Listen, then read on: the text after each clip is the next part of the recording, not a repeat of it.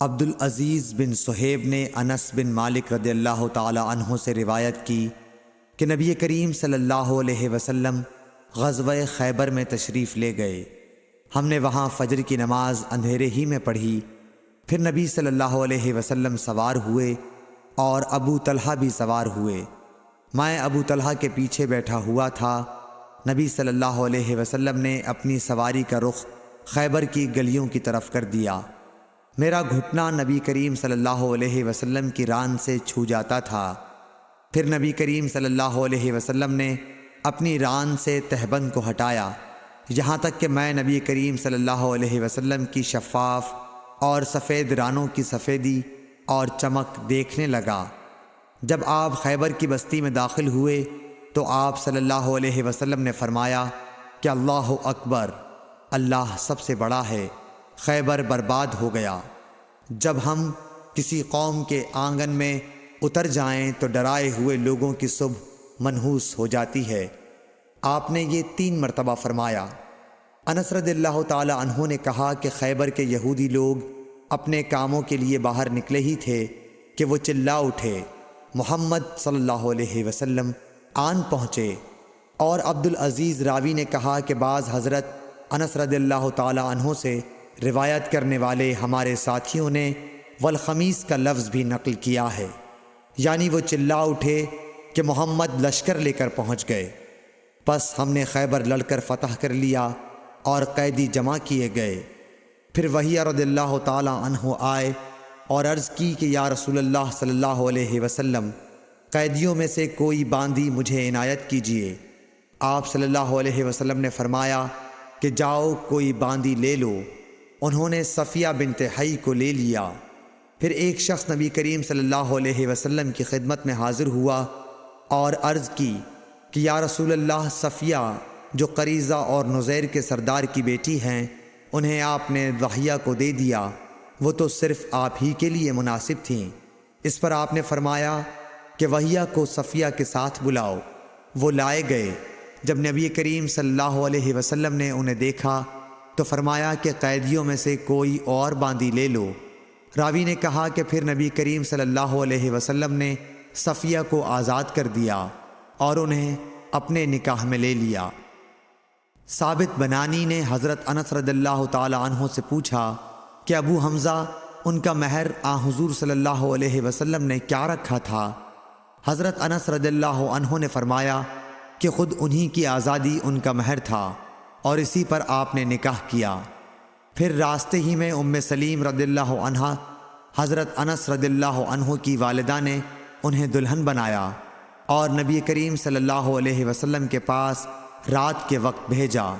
اب نبی کریم صلی اللہ علیہ وسلم دلہا تھے، اس لیے آپ نے فرمایا کہ جس کے پاس بھی کچھ کھانے کی چیز ہو تو یہاں لائے۔ آپ نے ایک چمڑے کا دسترخوان بچھایا، بعض صحابہ کھجور لائے، بعض گھی۔ عبدالعزیز نے کہا کہ میرا خیال ہے حضرت انس رضی اللہ عنہ نے ستو کا بھی ذکر کیا، پھر لوگوں نے ان کا حلوہ بنا لیا۔ یہ رسول اللہ صلی اللہ علیہ وسلم کا ولیمہ تھا۔ صحیح بخاری حدیث نمبر 371۔ عروہ بن زبیر نے خبر دی کہ حضرت عائشہ رضی اللہ عنہا نے فرمایا کہ نبی صلی اللہ علیہ وسلم فجر کی نماز پڑھتے اور آپ صلی اللہ علیہ وسلم کے ساتھ نماز میں کئی مسلمان عورتیں اپنی چادریں اوڑھے ہوئے شریک نماز ہوتیں، پھر اپنے گھروں کو واپس چلی جاتی تھیں۔ اس وقت انہیں کوئی پہچان نہیں سکتا تھا۔ صحیح بخاری حدیث نمبر 372۔ ابن شہاب نے بیان کیا کہ انہوں نے عروہ سے، انہوں نے ام المومنین حضرت عائشہ رضی اللہ تعالی عنہا سے کہ نبی صلی اللہ علیہ وسلم نے ایک چادر میں نماز پڑھی جس میں نقش و نگار تھے۔ آپ صلی اللہ علیہ وسلم نے انہیں ایک مرتبہ دیکھا، پھر جب نماز سے فارغ ہوئے تو فرمایا کہ میری یہ چادر ابو جہم عامر بن حذیفہ کے پاس لے جاؤ اور ان کی انجانیہ والی چادر لے آؤ، کیونکہ اس چادر نے ابھی نماز سے مجھ کو غافل کر دیا۔ اور ہشام بن عروہ نے اپنے والد سے روایت کی، انہوں نے عائشہ رضی اللہ عنہا سے کہ نبی صلی اللہ علیہ وسلم نے فرمایا کہ میں نماز میں اس کے نقش و نگار دیکھ رہا تھا، پس میں ڈرا کہ کہیں یہ مجھے غافل نہ کر دے۔ صحیح بخاری حدیث نمبر 373۔ عبدالعزیز بن صہیب نے انس رضی اللہ عنہ سے نقل کیا کہ حضرت عائشہ رضی اللہ عنہا کے پاس ایک رنگین باریک پردہ تھا جسے انہوں نے اپنے گھر کے ایک طرف پردے کے لیے لٹکا دیا تھا۔ آپ صلی اللہ علیہ وسلم نے فرمایا کہ میرے سامنے سے اپنا یہ پردہ ہٹا دو، کیونکہ اس پر نقش شدہ تصاویر برابر میری نماز میں خلل انداز ہوتی رہی ہیں۔ صحیح بخاری حدیث نمبر 374۔ عقبہ بن عامر نے کہا کہ نبی کریم صلی اللہ علیہ وسلم کو ایک ریشم کی قبا تحفے میں دی گئی، اسے آپ نے پہنا اور نماز پڑھی، لیکن آپ جب نماز سے فارغ ہوئے تو بڑی تیزی کے ساتھ اسے اتار دیا، گویا آپ اسے پہن کر ناگواری محسوس کر رہے تھے۔ پھر آپ نے فرمایا یہ پرہیزگاروں کے لائق نہیں ہے۔ صحیح بخاری حدیث نمبر 375۔ ابو جحیفہ وہب بن عبداللہ سے روایت ہے کہ میں نے رسول اللہ صلی اللہ علیہ وسلم کو ایک سرخ چمڑے کے خیمے میں دیکھا، اور میں نے یہ بھی دیکھا کہ بلال رضی اللہ تعالی عنہ حضور صلی اللہ علیہ وسلم کو وضو کرا رہے ہیں، اور ہر شخص آپ کے وضو کا پانی حاصل کرنے کے لیے ایک دوسرے سے آگے بڑھنے کی کوشش کر رہا ہے۔ اگر کسی کو تھوڑا سا بھی پانی مل جاتا تو وہ اسے اپنے اوپر مل لیتا، اور اگر کوئی پانی نہ پا سکتا تو اپنے ساتھی کے ہاتھ کی تری ہی حاصل کرنے کی کوشش کرتا۔ پھر میں نے بلال رضی اللہ تعالی عنہ کو دیکھا کہ انہوں نے اپنی ایک برچھی اٹھائی جس کے نیچے لوہے کا پھل لگا ہوا تھا، اور اسے انہوں نے گاڑ دیا۔ نبی کریم صلی اللہ علیہ وسلم ڈیرے میں سے ایک سرخ پوشاک پہنے ہوئے تہبند اٹھائے ہوئے باہر تشریف لائے اور برچھی کی طرف منہ کر کے لوگوں کو 2 رکعت نماز پڑھائی۔ میں نے دیکھا کہ آدمی اور جانور برچھی کے پرے سے گزر رہے تھے۔ صحیح بخاری حدیث نمبر 376۔ لوگوں نے سہل بن سعد سعدی سے پوچھا کہ منبر نبوی کس چیز کا تھا؟ آپ نے فرمایا کہ اب دنیا اسلام میں اس کے متعلق مجھ سے زیادہ جاننے والا کوئی باقی نہیں رہا۔ منبر غابہ کے چھاؤ سے بنا تھا، فلاں عورت کے غلام فلاں نے اسے رسول اللہ صلی اللہ علیہ وسلم کے لیے بنایا تھا۔ جب وہ تیار کر کے مسجد میں رکھا گیا تو رسول اللہ صلی اللہ علیہ وسلم اس پر کھڑے ہوئے، اور آپ نے قبلے کی طرف اپنا منہ کیا اور تکبیر کہی، اور لوگ آپ کے پیچھے کھڑے ہو گئے۔ پھر آپ نے قرآن مجید کی آیتیں پڑھیں اور رکوع کیا۔ آپ کے پیچھے تمام لوگ بھی رکوع میں چلے گئے۔ پھر آپ نے اپنا سر اٹھایا، پھر اسی حالت میں آپ الٹے پاؤں پیچھے ہٹے، پھر زمین پر سجدہ کیا، پھر منبر پر دوبارہ تشریف لائے اور قرأت کی، پھر رکوع کیا، پھر رکوع سے سر اٹھایا اور قبلے ہی کی طرف رخ کیے ہوئے پیچھے لوٹے اور زمین پر سجدہ کیا۔ یہ ہے منبر کا قصہ۔ امام ابو عبداللہ بخاری نے کہا کہ علی بن عبداللہ مدینی نے کہا کہ مجھ سے امام احمد بن حنبل نے اس حدیث کو پوچھا۔ علی نے کہا کہ میرا مقصد یہ ہے کہ نبی کریم صلی اللہ علیہ وسلم نماز میں لوگوں سے اونچے مقام پر کھڑے ہوئے تھے، اس لیے اس میں کوئی حرج نہ ہونا چاہیے کہ امام مقتدیوں سے اونچی جگہ پر کھڑا ہو۔ علی بن مدینی کہتے ہیں کہ میں نے امام احمد بن حنبل سے کہا کہ سفیان بن عینیہ سے یہ حدیث اکثر پوچھی جاتی تھی، آپ نے بھی یہ حدیث ان سے سنی ہے؟ تو انہوں نے جواب دیا کہ نہیں۔ صحیح بخاری حدیث نمبر 377۔ حمید طویل نے خبر دی انس بن مالک سے کہ نبی کریم صلی اللہ علیہ وسلم 5 ہجری میں اپنے گھوڑے سے گر گئے تھے، جس سے آپ کی پنڈلی یا کندھا زخمی ہو گئے، اور آپ نے 1 مہینے تک اپنی بیویوں کے پاس نہ جانے کی قسم کھائی۔ آپ اپنے بالا خانے پر بیٹھ گئے جس کے زینے کھجور کے تنوں سے بنائے گئے تھے۔ صحابہ مزاج پرسی کو آئے، آپ نے انہیں بیٹھ کر نماز پڑھائی اور وہ کھڑے تھے۔ جب آپ نے سلام پھیرا تو فرمایا کہ امام اس لیے ہے کہ اس کی پیروی کی جائے، پس جب وہ تکبیر کہے تو تم بھی تکبیر کہو، اور جب وہ رکوع میں جائے تو تم بھی رکوع میں جاؤ، اور جب وہ سجدہ کرے تو تم بھی سجدہ کرو، اور اگر کھڑے ہو کر تمہیں نماز پڑھائے تو تم بھی کھڑے ہو کر نماز پڑھو۔ اور آپ 29 دن بعد نیچے تشریف لائے تو لوگوں نے کہا، یا رسول اللہ، آپ نے تو 1 مہینے کے لیے قسم کھائی تھی۔ آپ نے فرمایا کہ یہ مہینہ 29 دن کا ہے۔ صحیح بخاری حدیث نمبر 378۔ عبداللہ بن شداد نے حضرت میمونہ رضی اللہ تعالی عنہ سے روایت کی، آپ نے فرمایا کہ نبی صلی اللہ علیہ وسلم نماز پڑھتے اور حائضہ ہونے کے باوجود میں ان کے سامنے ہوتی۔ اکثر جب آپ سجدہ کرتے تو آپ کا کپڑا مجھے چھو جاتا۔ انہوں نے کہا کہ آپ کھجور کے پتوں سے بنے ہوئے ایک چھوٹے سے مصلے پر نماز پڑھتے تھے۔ صحیح بخاری حدیث نمبر 379۔ انس بن مالک سے روایت ہے کہ ان کی نانی ملیکہ نے رسول اللہ صلی اللہ علیہ وسلم کو کھانا تیار کر کے کھانے کے لیے بلایا۔ آپ نے کھانے کے بعد فرمایا کہ آؤ تمہیں نماز پڑھا دوں۔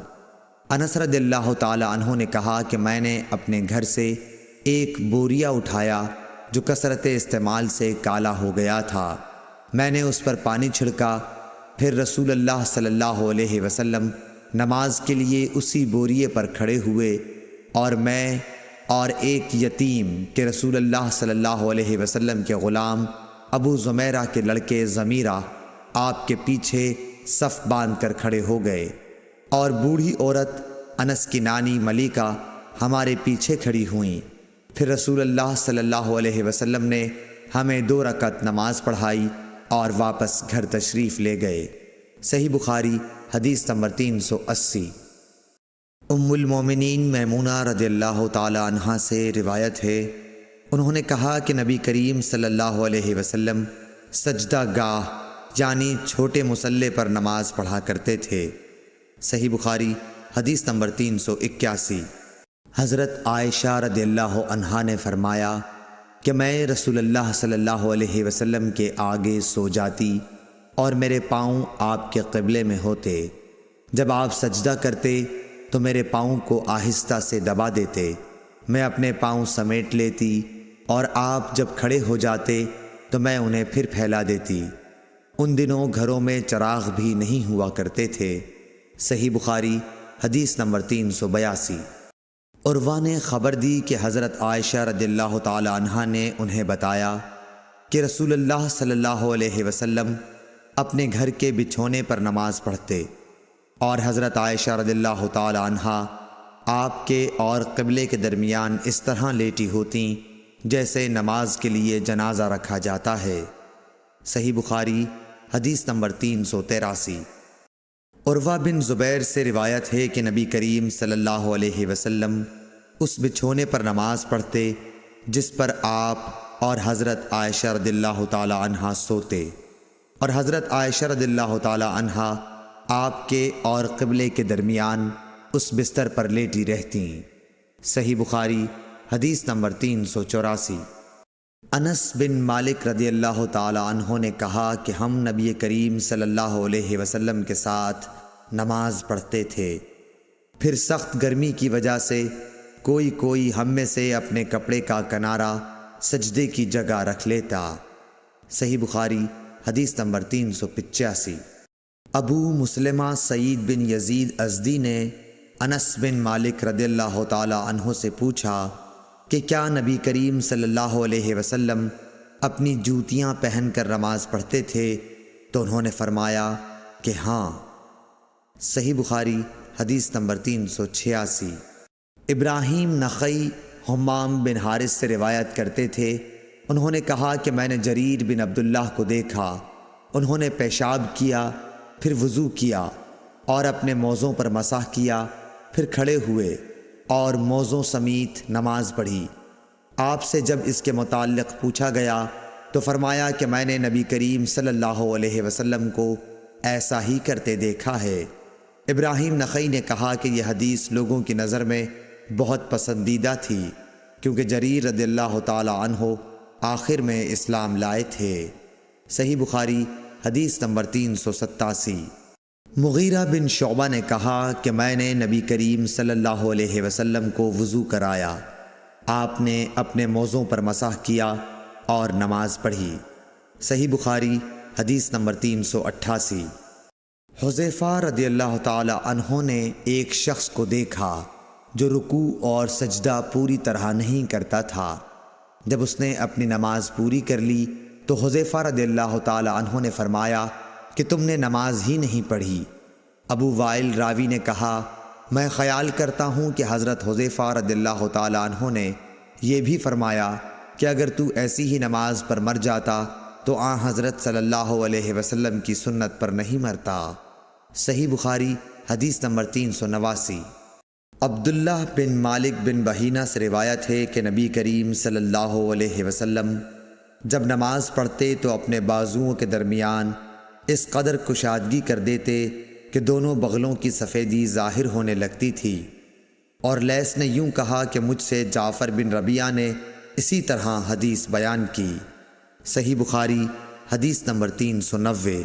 انس بن مالک رضی اللہ تعالی عنہ نے کہا کہ رسول اللہ صلی اللہ علیہ وسلم نے فرمایا جس نے ہماری طرح نماز پڑھی اور ہماری طرح قبلے کی طرف منہ کیا اور ہمارے ذبیحہ کو کھایا تو وہ مسلمان ہے جس کے لیے اللہ اور اس کے رسول کی پناہ ہے، بس تم اللہ کے ساتھ اس کی دی ہوئی پناہ میں خیانت نہ کرو۔ صحیح بخاری حدیث نمبر 391۔ انس بن مالک رضی اللہ تعالی عنہ سے روایت ہے کہ رسول اللہ صلی اللہ علیہ وسلم نے فرمایا مجھے حکم دیا گیا ہے کہ میں لوگوں کے ساتھ جنگ کروں یہاں تک کہ وہ لا الہ الا اللہ کہیں، پس جب وہ اس کا اقرار کر لیں اور ہماری طرح نماز پڑھنے لگیں اور ہمارے قبلے کی طرف نماز میں منہ کریں اور ہمارے ذبیحہ کو کھانے لگیں تو ان کا خون اور ان کے اموال ہم پر حرام ہو گئے مگر کسی حق کے بدلے، اور باطن میں ان کا حساب اللہ پر رہے گا۔ صحیح بخاری حدیث نمبر 392۔ میمون بن سیاح نے حضرت انس بن مالک رضی اللہ تعالی عنہ سے پوچھا کہ اے ابو حمزہ، آدمی کی جان اور مال پر زیادتی کو کیا چیزیں حرام کرتی ہیں؟ تو انہوں نے فرمایا کہ جس نے گواہی دی کہ اللہ کے سوا کوئی معبود نہیں اور ہمارے قبلے کی طرف منہ کیا اور ہماری نماز کی طرح نماز پڑھی اور ہمارے ذبیحہ کو کھایا تو وہ مسلمان ہے۔ پھر اس کے وہی حقوق ہیں جو عام مسلمانوں کے ہیں، اور اس کی وہی ذمہ داریاں ہیں جو عام مسلمانوں پر ہیں۔ اور ابن ابی مریم نے کہا ہمیں یحییٰ بن ایوب نے خبر دی، انہوں نے کہا ہم سے حمید نے حدیث بیان کی، انہوں نے کہا ہم سے انس بن مالک رضی اللہ عنہ نے نبی کریم صلی اللہ علیہ وسلم سے نقل کر کے حدیث بیان کی۔ صحیح بخاری حدیث نمبر 393۔ ابو ایوب انصاری رضی اللہ تعالی عنہ سے روایت ہے کہ رسول اللہ صلی اللہ علیہ وسلم نے فرمایا جب تم قضائے حاجت کے لیے جاؤ تو اس وقت نہ قبلے کی طرف منہ کرو اور نہ پیٹھ کرو، بلکہ مشرق یا مغرب کی طرف اس وقت اپنا منہ کر لیا کرو۔ ابو ایوب نے فرمایا کہ ہم جب شام میں آئے تو یہاں کے بیت الخلاء قبلہ رخ بنے ہوئے تھے، جب ہم قضائے حاجت کے لیے جاتے تو ہم مڑ جاتے اور اللہ عز و جل سے استغفار کرتے تھے۔ اور ظاہری نے عطا سے اس حدیث کو اسی طرح روایت کیا۔ اس میں یوں ہے کہ عطا نے کہا میں نے ابو ایوب سے سنا، انہوں نے اسی طرح حضرت صلی اللہ علیہ وسلم سے سنا۔ صحیح بخاری حدیث نمبر 394۔ عمرو بن دینار نے کہا ہم نے عبداللہ بن عمر رضی اللہ تعالیٰ عنہ سے ایک ایسے شخص کے بارے میں پوچھا جس نے بیت اللہ کا طواف عمرے کے لیے کیا لیکن صفا اور مروہ کی سعی نہیں کی۔ کیا ایسا شخص بیت اللہ کے طواف کے بعد اپنی بیوی سے صحبت کر سکتا ہے؟ آپ نے جواب دیا کہ نبی کریم صلی اللہ علیہ وسلم تشریف لائے، آپ نے 7 مرتبہ بیت اللہ کا طواف کیا اور مقام ابراہیم کے پاس 2 رکعت نماز پڑھی، پھر صفا اور مروہ کی سعی کی، اور تمہارے لیے نبی کریم صلی اللہ علیہ وسلم کی زندگی بہترین نمونہ ہے۔ صحیح بخاری حدیث نمبر 395۔ عمرو بن دینار نے کہا، ہم نے جابر بن عبداللہ سے بھی یہ مسئلہ پوچھا تو آپ نے بھی یہی فرمایا کہ وہ بیوی کے قریب بھی اس وقت تک نہ جائے جب تک صفا اور مروہ کی سعی نہ کر لے۔ صحیح بخاری حدیث نمبر 396۔ سیف بن ابی سلیمان نے کہا کہ میں نے مجاہد سے سنا، انہوں نے کہا کہ ابن عمر کی خدمت میں ایک آدمی آیا اور کہنے لگا، اے لو، یہ رسول اللہ صلی اللہ علیہ وسلم آن پہنچے اور آپ کعبے کے اندر داخل ہو گئے۔ ابن عمر نے کہا کہ میں جب آیا تو نبی کریم صلی اللہ علیہ وسلم کعبے سے نکل چکے تھے۔ میں نے دیکھا کہ بلال دونوں دروازوں کے سامنے کھڑے ہیں۔ میں نے بلال سے پوچھا،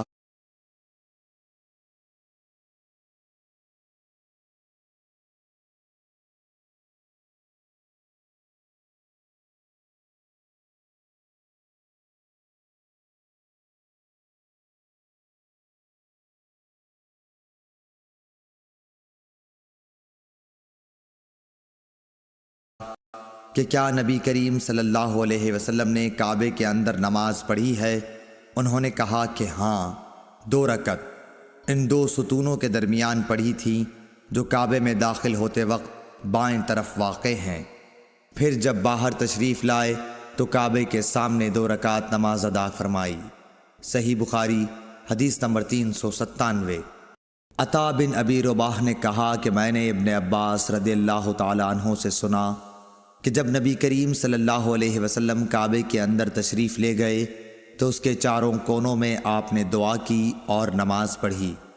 پھر جب باہر تشریف لائے تو 2 رکعت نماز کعبے کے سامنے پڑھی اور فرمایا کہ یہی قبلہ ہے۔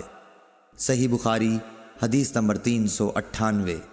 حضرت برا بن عازب رضی اللہ تعالیٰ عنہ سے روایت ہے کہ نبی کریم صلی اللہ علیہ وسلم نے 16 یا 17 ماہ تک بیت المقدس کی طرف منہ کر کے نمازیں پڑھیں، اور رسول اللہ صلی اللہ علیہ وسلم دل سے چاہتے تھے کہ کعبے کی طرف منہ کر کے نماز پڑھیں۔ آخر اللہ تعالیٰ نے یہ آیت نازل فرمائی، ہم آپ کا آسمان کی طرف بار بار چہرہ اٹھانا دیکھتے ہیں۔ پھر آپ نے کعبے کی طرف منہ کر لیا، اور احمقوں نے جو یہودی تھے کہنا شروع کیا کہ انہیں اگلے قبلے سے کس چیز نے پھیر دیا۔ آپ فرما دیجئے کہ اللہ ہی کی ملکیت ہے مشرق اور مغرب، اللہ جس کو چاہتا ہے سیدھے راستے کی ہدایت کر دیتا ہے۔ جب قبلہ بدلا تو ایک شخص نے نبی کریم صلی اللہ علیہ وسلم کے ساتھ نماز پڑھی، پھر نماز کے بعد وہ چلا اور انصار کی ایک جماعت پر اس کا گزر ہوا جو عصر کی نماز بیت المقدس کی طرف منہ کر کے پڑھ رہے تھے۔ اس شخص نے کہا کہ میں گواہی دیتا ہوں کہ میں نے نبی کریم صلی اللہ علیہ وسلم کے ساتھ وہ نماز پڑھی ہے جس میں آپ نے موجودہ قبلہ کعبے کی طرف منہ کر کے نماز پڑھی ہے۔ پھر وہ جماعت نماز کی حالت میں ہی مڑ گئی اور کعبے کی طرف منہ کر لیا۔ صحیح بخاری حدیث نمبر 399۔ جابر بن عبداللہ نے فرمایا کہ نبی کریم صلی اللہ علیہ وسلم اپنی سواری پر خواہ اس کا رخ کسی طرف ہو نفل نماز پڑھتے تھے، لیکن جب فرض نماز پڑھنا چاہتے تو سواری سے اتر جاتے اور قبلے کی طرف منہ کر کے نماز پڑھتے۔ صحیح بخاری حدیث نمبر 400۔ عبداللہ بن مسعود نے فرمایا کہ نبی صلی اللہ علیہ وسلم نے نماز پڑھائی۔ ابراہیم نے کہا، مجھے نہیں معلوم کہ نماز میں زیادتی ہوئی یا کمی۔ پھر جب آپ نے سلام پھیرا تو آپ سے کہا گیا کہ یا رسول اللہ صلی اللہ علیہ وسلم، کیا نماز میں کوئی نیا حکم آیا ہے؟ آپ نے فرمایا، آخر کیا بات ہے؟ لوگوں نے کہا، آپ نے اتنی رکعتیں پڑھی ہیں۔ یہ سن کر آپ صلی اللہ علیہ وسلم نے اپنے دونوں پاؤں پھیرے اور قبلے کی طرف منہ کر لیا اور سہو کے 2 سجدے کیے۔ اور سلام پھیرا، پھر ہماری طرف متوجہ ہوئے اور فرمایا کہ اگر نماز میں کوئی نیا حکم نازل ہوا ہوتا تو میں تمہیں پہلے ہی ضرور کہہ دیتا، لیکن میں تو تمہارے ہی جیسا آدمی ہوں، جس طرح تم بھولتے ہو میں بھی بھول جاتا ہوں، اس لیے جب میں بھول جایا کروں تو تم مجھے یاد دلایا کرو، اور اگر کسی کو نماز میں شک ہو جائے تو اس وقت ٹھیک بات سوچ لے اور اسی کے مطابق نماز پوری کرے، پھر سلام پھیر کر 2 سجدے سہو کے کر لے۔ صحیح بخاری حدیث نمبر 401۔ انس بن مالک رضی اللہ تعالی عنہ سے روایت ہے کہ عمر رضی اللہ تعالی عنہ نے فرمایا کہ میری 3 باتوں میں جو میرے منہ سے نکلا میرے رب نے ویسا ہی حکم فرمایا۔ میں نے کہا تھا کہ یا رسول اللہ صلی اللہ علیہ وسلم، اگر ہم مقام ابراہیم کو نماز پڑھنے کی جگہ بنا سکتے تو اچھا ہوتا۔ اس پر یہ آیت نازل ہوئی، اور تم مقام ابراہیم کو نماز پڑھنے کی جگہ بنا لو۔ دوسری آیت پردے کے بارے میں ہے۔ میں نے کہا تھا کہ یا رسول اللہ، کاش آپ اپنی عورتوں کو پردے کا حکم دیتے، کیونکہ ان سے اچھے اور برے ہر طرح کے لوگ بات کرتے ہیں۔ اس پر پردے کی آیت نازل ہوئی۔ اور ایک مرتبہ حضور صلی اللہ علیہ وسلم کی بیویاں جوش و خروش میں آپ کی خدمت میں اتفاق کر کے کچھ مطالبات لے کر حاضر ہوئیں۔ میں نے ان سے کہا کہ ہو سکتا ہے کہ اللہ پاک تمہیں طلاق دلا دیں اور تمہارے بدلے تم سے بہتر مسلمہ بیویاں اپنے رسول صلی اللہ علیہ وسلم کو عنایت کریں، تو یہ آیت نازل ہوئی، عسیٰ ربہ ان طلقکن ان یبدلہ ازواجا خیرا منکن۔ اور سعید بن ابی مریم نے کہا کہ مجھے یحییٰ بن ایوب نے خبر دی، کہا کہ ہم سے حمید نے بیان کیا، کہا میں نے حضرت انس رضی اللہ تعالی عنہ سے یہ حدیث سنی۔ صحیح بخاری حدیث نمبر 402۔ عبداللہ بن عمر سے روایت ہے، آپ نے فرمایا کہ لوگ قباء میں فجر کی نماز پڑھ رہے تھے کہ اتنے میں ایک آنے والا آیا، اس نے بتایا کہ رسول اللہ صلی اللہ علیہ وسلم پر کل وحی نازل ہوئی ہے اور انہیں کعبے کی طرف نماز میں منہ کرنے کا حکم ہو گیا ہے۔ چنانچہ ان لوگوں نے بھی کعبے کی جانب منہ کر لیے، جبکہ اس وقت وہ شام کی جانب منہ کیے ہوئے تھے، اس لیے وہ سب کعبے کی جانب گھوم گئے۔ صحیح بخاری حدیث نمبر 403۔ جناب عبداللہ سے روایت ہے، انہوں نے فرمایا کہ نبی کریم صلی اللہ علیہ وسلم نے بھولے سے ظہر کی نماز ایک مرتبہ 5 رکعت پڑھی۔ اس پر لوگوں نے پوچھا کہ کیا نماز میں زیادتی ہو گئی ہے؟ آپ صلی اللہ علیہ وسلم نے فرمایا، کیا بات ہے؟ صحابہ نے عرض کی کہ آپ نے 5 رکعت پڑھی ہیں۔ عبداللہ بن مسعود رضی اللہ تعالیٰ عنہ نے فرمایا کہ پھر آپ نے اپنے پاؤں موڑ لیے اور سہو کے 2 سجدے کیے۔ صحیح بخاری حدیث نمبر 404۔ انس بن مالک رضی اللہ تعالیٰ عنہ سے روایت ہے کہ نبی کریم صلی اللہ علیہ وسلم نے قبلے کی طرف دیوار پر بلغم دیکھا جو آپ کو ناگوار گزرا، اور یہ ناگواری آپ کے چہرہ مبارک پر دکھائی دینے لگی۔ پھر آپ اٹھے اور خود اپنے ہاتھ سے کھرچ ڈالا اور فرمایا کہ جب کوئی شخص نماز کے لیے کھڑا ہوتا ہے تو گویا وہ اپنے رب کے ساتھ سرگوشی کرتا ہے، یا یوں فرمایا کہ اس کا رب اس کے اور قبلے کے درمیان ہوتا ہے، اس لیے کوئی شخص نماز میں اپنے قبلے کی طرف نہ تھوکے، البتہ بائیں طرف یا اپنے قدموں کے نیچے تھوک سکتا ہے۔ پھر آپ نے اپنی چادر کا کنارہ لیا، اس پر تھوکا، پھر اس کو الٹ پلٹ کیا اور فرمایا، یا اس طرح کر لیا کرو۔ صحیح بخاری حدیث نمبر 405۔ عبداللہ بن عمر رضی اللہ تعالیٰ عنہ سے روایت ہے کہ رسول اللہ صلی اللہ علیہ وسلم نے قبلے کی دیوار پر تھوک دیکھا، آپ صلی اللہ علیہ وسلم نے اسے کھرچ ڈالا، پھر آپ نے لوگوں سے خطاب کیا اور فرمایا کہ جب کوئی شخص نماز میں ہو تو اپنے منہ کے سامنے نہ تھوکے، کیونکہ نماز میں منہ کے سامنے اللہ عز و جل ہوتا ہے۔ صحیح بخاری حدیث نمبر 406۔ حضرت عائشہ ام المومنین رضی اللہ تعالی عنہا سے روایت ہے کہ رسول اللہ صلی اللہ علیہ وسلم نے قبلے کی دیوار پر رینٹ یا تھوک یا بلغم دیکھا تو اسے آپ نے کھرچ ڈالا۔ صحیح بخاری حدیث نمبر 407۔ انس بن مالک رضی اللہ تعالی عنہ سے روایت ہے کہ نبی کریم صلی اللہ علیہ وسلم نے فرمایا، تم اپنے سامنے یا اپنی دائیں طرف نہ تھوکا کرو، البتہ بائیں طرف یا بائیں قدم کے نیچے تھوک سکتے ہو۔ صحیح بخاری حدیث نمبر 412۔ انس بن مالک رضی اللہ تعالی عنہ سے روایت ہے کہ نبی کریم صلی اللہ علیہ وسلم نے فرمایا، مومن جب نماز میں ہوتا ہے تو وہ اپنے رب سے سرگوشی کرتا ہے، اس لیے وہ اپنے سامنے یا دائیں طرف نہ تھوکے، ہاں بائیں طرف یا پاؤں کے نیچے تھوک لے۔ صحیح بخاری حدیث نمبر 413۔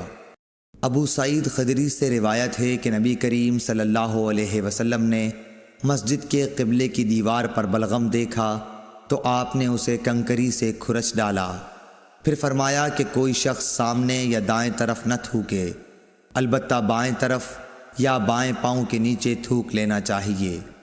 دوسری روایت میں ظاہری سے یوں ہے کہ انہوں نے حمید بن عبد الرحمن سے ابو سعید خدری کے واسطے سے اسی طرح یہ حدیث سنی۔ صحیح بخاری حدیث نمبر 414۔ انس بن مالک رضی اللہ تعالی عنہ سے روایت ہے کہ نبی کریم صلی اللہ علیہ وسلم نے فرمایا کہ مسجد میں تھوکنا گناہ ہے اور اس کا کفارہ اسے زمین میں چھپا دینا ہے۔ صحیح بخاری حدیث نمبر 415۔ حضرت ابو ہریرہ رضی اللہ تعالی عنہ سے روایت ہے، وہ نبی کریم صلی اللہ علیہ وسلم سے نقل کرتے ہیں کہ آپ نے فرمایا، جب کوئی شخص نماز کے لیے کھڑا ہو تو سامنے نہ تھوکے، کیونکہ وہ جب تک اپنی نماز کی جگہ میں ہوتا ہے تو اللہ تعالیٰ سے سرگوشی کرتا رہتا ہے، اور دائیں طرف بھی نہ تھوکے کیونکہ اس طرف فرشتہ ہوتا ہے، ہاں بائیں طرف یا قدم کے نیچے تھوک لے اور اسے مٹی میں چھپا دے۔ صحیح بخاری حدیث نمبر 416۔ انس بن مالک رضی اللہ تعالی عنہ سے روایت ہے کہ نبی کریم صلی اللہ علیہ وسلم نے قبلے کی طرف دیوار پر بلغم دیکھا تو آپ نے خود اسے کھرچ ڈالا اور آپ کی ناخوشی کو محسوس کیا گیا، یا راوی نے اس طرح بیان کیا کہ اس کی وجہ سے آپ کی شدید ناگواری کو محسوس کیا گیا۔ پھر آپ نے فرمایا کہ جب کوئی شخص نماز کے لیے کھڑا ہوتا ہے تو وہ اپنے رب سے سرگوشی کرتا ہے، یا یہ کہ اس کا رب اس کے اور قبلے کے درمیان ہوتا ہے، اس لیے قبلے کی طرف نہ تھوکا کرو، البتہ بائیں طرف یا قدم کے نیچے تھوک لیا کرو۔ پھر آپ نے اپنی چادر کا ایک کونا کنارہ لیا، اس میں تھوکا اور چادر کی ایک تہہ کو دوسری تہہ پر پھیر لیا اور فرمایا، یا اس طرح کر لیا کرے۔ صحیح بخاری حدیث نمبر 417۔ حضرت ابو ہریرہ رضی اللہ تعالی عنہ سے روایت ہے کہ رسول اللہ صلی اللہ علیہ وسلم نے فرمایا، کیا تمہارا یہ خیال ہے کہ میرا منہ نماز میں قبلے کی طرف ہے؟ اللہ کی قسم، مجھ سے نہ تمہارا خشوع چھپتا ہے نہ رکوع، میں اپنی پیٹھ کے پیچھے سے تم کو دیکھتا رہتا ہوں۔ صحیح بخاری حدیث نمبر 418۔ انس بن مالک رضی اللہ تعالی عنہ سے روایت ہے کہ نبی کریم صلی اللہ علیہ وسلم نے ہمیں ایک مرتبہ نماز پڑھائی، پھر آپ منبر پر چڑھے، پھر نماز کے باب میں اور رکوع کے باب میں فرمایا، میں تمہیں پیچھے سے بھی اسی طرح دیکھتا رہتا ہوں جیسے اب سامنے سے دیکھ رہا ہوں۔ صحیح بخاری حدیث نمبر 419۔ عبداللہ بن عمر رضی اللہ تعالی عنہ سے روایت ہے کہ رسول اللہ صلی اللہ علیہ وسلم نے ان گھوڑوں کی جنہیں جہاد کے لیے تیار کیا گیا تھا مقام حفیہ سے دوڑ کرائی۔ اس دوڑ کی حد ثنیۃ الوداع تھی، اور جو گھوڑے ابھی تیار نہیں ہوئے تھے ان کی دوڑ تثنی الوداع سے مسجد بنی زریق تک کرائی۔ عبداللہ بن عمر رضی اللہ تعالی عنہ نے بھی اس گھوڑ دوڑ میں شرکت کی تھی۔ صحیح بخاری حدیث نمبر 420۔